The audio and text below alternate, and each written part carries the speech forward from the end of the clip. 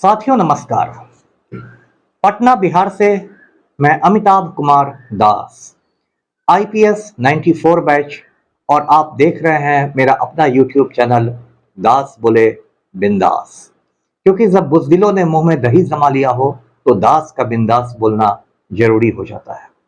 साथियों, पहली खबर यह है कि जेएनयू लाले लाल हो गया है। जेएनयू में लेफ्ट ने छात्र संघ की चारों सीटों पर कब्जा कर लिया है और अखिल भारतीय विद्यार्थी परिषद दुम दबाकर भाग गया है। दूसरी खबर यह है कि इसी खुशी में मैं आज होली के साथ साथ दिवाली भी मना रहा हूं। तो अब पूरा किस्सा सुनिए। साथियों, सबसे पहले मैं आपको जेएनयू के बारे में बताता हूं। जेएनयू यानी जवाहरलाल नेहरू विश्वविद्यालय, आप जानते हैं दिल्ली में स्थित है। इस विश्वविद्यालय की स्थापना हुई थी 1969 में, 1969 में। उस समय की जो प्रधानमंत्री थी श्रीमती इंदिरा गांधी, उन्होंने इसकी बुनियाद रखवाई थी। और जेएनयू 1000 एकड़ के कैंपस में बसा हुआ है। इसके पहले वाइस चांसलर थे जी पार्थसारथी। जेएनयू के जो हॉस्टल हैं वो नदियों के नाम पर हैं, जैसे कोई गंगा हॉस्टल है, कोई यमुना है, कोई ब्रह्मपुत्र है, कोई कावेरी है, कोई गोदावरी है, कोई सतलज है, कोई झेलम है, कोई राप्ती है। और जेएनयू सिर्फ हिंदुस्तान ही नहीं, दुनिया के बेहतरीन विश्वविद्यालयों में गिना जाता है।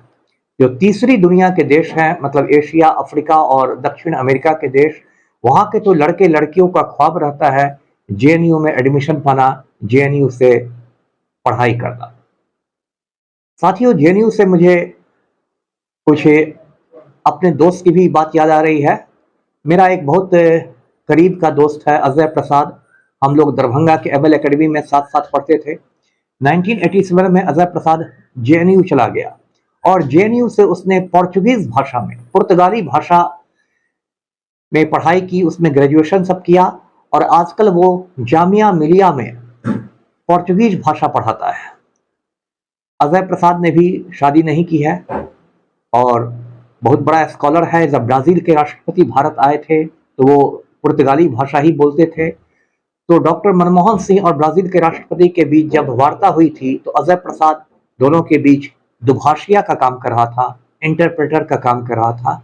यानी पुर्तगाली में कही गई बातें डॉक्टर मनमोहन सिंह को इंग्लिश में बता रहा था। तो ये तो जेएनयू का मेरा अपना पर्सनल एक मैं आपको बताया एक्सपीरियंस।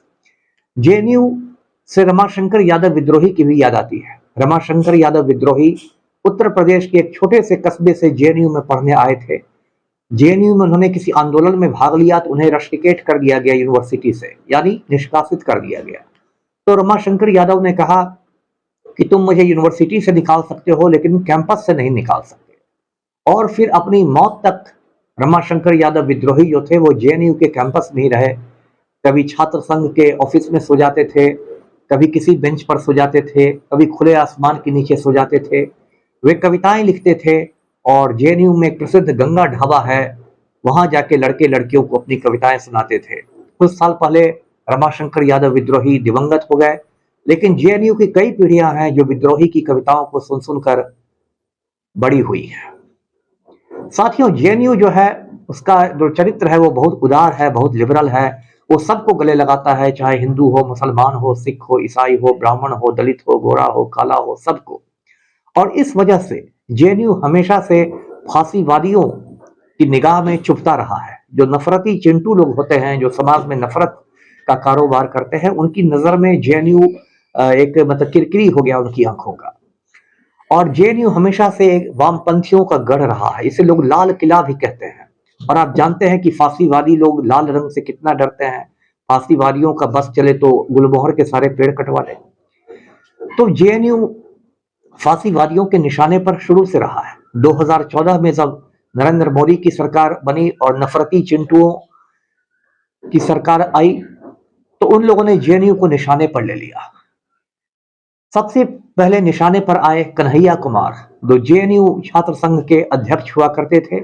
कन्हैया कुमार को झूठे मामलों में फंसाकर जेल भेज दिया गया। कन्हैया कुमार तो कुछ समय बाद जमानत पर छूट गए, लेकिन अब उनकी राष्ट्रीय पहचान हो गई है। उन्होंने हाल में राहुल गांधी के साथ भारत जोड़ो यात्रा में, मतलब कन्याकुमारी से कश्मीर तक की यात्रा की। कन्हैया कुमार बिहार के ही रहने वाले हैं, बेगूसराय जिले के बिहट के रहने वाले हैं, एक बहुत सामान्य भूमिहार परिवार के रहे हैं और उनकी आत्मकथा है फ्रॉम बिहार टू तिहाड़। ये किताब मैंने भी पढ़ी है और बहुत प्रेरक किताब है। इससे आप समझेंगे कि कैसे एक सामान्य परिवार का बिहारी जाकर जेएनयू में अपनी पहचान बनाता है। तो ये तो कन्हैया कुमार की कहानी हो गई। उसके बाद भी जेएनयू पर निशाना बनाया जाता रहा। बीजेपी के आईटी सेल ने व्हाट्सएप यूनिवर्सिटी में ये बात फैलानी शुरू की कि जेएनयू की जो नालियां रहती है वो तो कंडोम से जाम हो जाती है। मतलब बताने का ये मतलब था कि जेएनयू के लड़के लड़कियां बड़े चरित्रहीन होते हैं। लेकिन आईटी सेल ये बताना भूल गया कि आसाराम बापू के आश्रम की नालियां कंडोम से जाम होती हैं या नहीं होती। इसी तरह मोदी सरकार में एक नमूने को जेएनयू का वाइस चांसलर बना दिया गया। अब जो वीसी साहब से वो इतने बड़े नमूने थे कि उन्होंने कहा कि जेएनयू के कैंपस में आर्मी का एक टैंक रखा जाना चाहिए, जिस टैंक को देख के लड़के लड़कियों में देशभक्ति का भाव पैदा हो। अब ये देखिए कितनी मूर्खतापूर्ण बात है, लेकिन वीसी है तो क्या किया जाए। मैंने वीसी की बात सुनकर कहा कि टैंक ही क्यों, जेएनयू के कैंपस में अग्नि मिसाइल को तैनात कर देना चाहिए। इससे देशभक्ति की भावना और ज्यादा बढ़ेगी और हो सके तो वाइस चांसलर का चैम्बर अग्नि मिसाइल के ऊपर ही बनाना चाहिए, जिससे गलती से मिसाइल लॉन्च हो जाए तो सीधे वीसी महोदय हिमालय को पार करके चीन की दीवार पर पहुंच जाए। तो इस तरह से जेएनयू को बदनाम करने की बहुत सारी साजिशें हुई और जो बीजेपी आरएसएस का छात्र संगठन है अखिल भारतीय विद्यार्थी परिषद एबीवीपी, उसने जेएनयू में घुसपैठ की कोशिश की और इसमें गोदी मीडिया का उसको पूरा साथ मिला। गोदी मीडिया आप जानते हैं जो बीजेपी के दलाल चैनल्स होते हैं। तो उन लोगों ने जेएनयू के बारे में कहा कि यहाँ तो टुकड़े टुकड़े गैंग रहता है, ये लोग हिंदुस्तान के टुकड़े करना चाहते हैं। तो किसी ने कहा कि जेएनयू के लोग तो आजादी चाहते हैं भारत से, जबकि जब जेएनयू के लोग नारे लगाते हैं हमें चाहिए आजादी, तो उनका मतलब होता है भूख से आजादी, गरीबी से आजादी, शोषण से आजादी, अत्याचार से आजादी। लेकिन गोदी मीडिया ने उसको तोड़ मरोड़ के पेश किया कि ये लोग भारत से ही आजाद होना चाहते हैं। तो इस तरह पूरी तरह जेएनयू एक षड्यंत्र का शिकार रहा। उसी जेएनयू में हाल में छात्र संघ के चुनाव हुए। 4 सीटों का चुनाव था, अध्यक्ष, उपाध्यक्ष, संयुक्त सचिव और महासचिव। और जब वोटों की गिनती कल शुरू हुई तो शुरुआती रुझान में अखिल भारतीय विद्यार्थी परिषद वाले आगे दिख रहे थे। तो गोदी मीडिया इतना खुश हो गया कि गोदी मीडिया ने बिल्कुल ताता थैया शुरू कर दिया। ये जो जी न्यूज वगैरह हैं, इन लोगों ने दिखाना शुरू किया कि चारों सीटों पर एबीवीपी आगे, लेफ्ट का किला ढहा, ये वो बातें। लेकिन शाम होते होते बाजी पलट गई और फाइनली लेफ्ट ने यानी कि वामपंथी संगठनों ने चारों की चारों सीटें जीत ली। अध्यक्ष पद पर धनंजय चुने गए, उपाध्यक्ष पद पर अभिजीत घोष चुने गए, महासचिव पद पर प्रियांशी आर्या चुनी गई और संयुक्त सचिव पर मोहम्मद जाहिद चुने गए। अब इनका बैकग्राउंड देखिए। जो धनंजय हैं वो दलित समुदाय से आते हैं, जो अभिजीत घोष हैं वो ब्राह्मण हैं, बंगाली ब्राह्मण हैं, जो प्रियांशी आर्या हैं वो महिला है और जो मोहम्मद जाहिद है वो अकलियत है, अल्पसंख्यक है। यही लेफ्ट की खूबसूरती है, वो सबको साथ लेके चलता है। एक जो हिंदुस्तान एक इंद्रधनुष है 7 रंगों का, वो सबको साथ लेके चलता है। तो कल से नफरती चिंटुओं में काफी डिप्रेशन है, उनकी होली खराब हो गई है, वे काफी शोक में है।